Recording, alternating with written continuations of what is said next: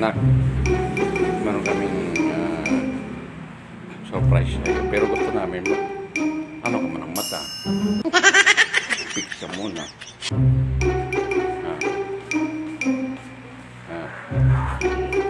Oo, pikit ka muna. Ano muna. Amin. Bilang ka nang. Bilang ka. 1, 2, 3. Opo, mama. Kasi may hilingin sa'yo si mama. May ibig at may ibig. Opo, mama. Ako ito yung aking mag-ina. Mama, yung hilingin mo kay sa ating pinakaisa nating anak na mahal natin. Yan, anong hilingin mo sa kanya?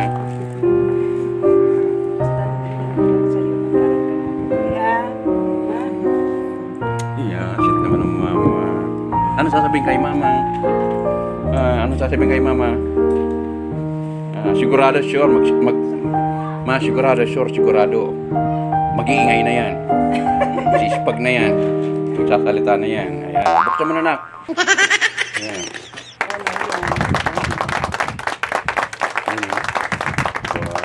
Wow! Kitang-kita ko yun sa... Ayan, no? Wow! Yakapin mo naman si mama. Yakapin mo na si mama. Ayan ang aking mag-ina.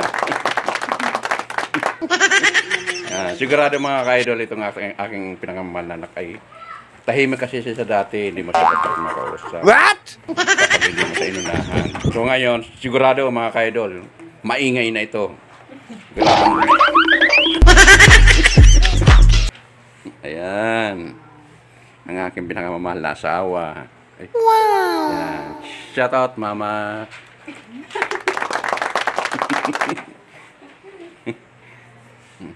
Ano sasabihin niyo kay mama? Babala ko narinig na sinabi ka kay mama.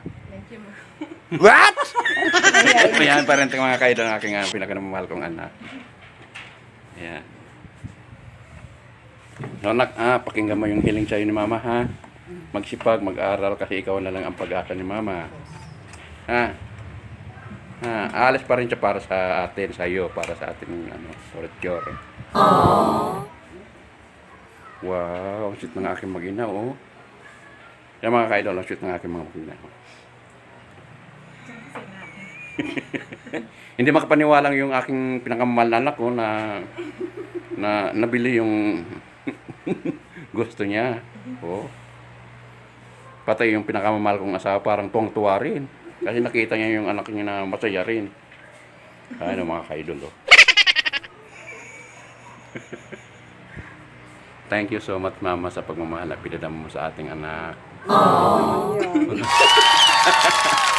Yan.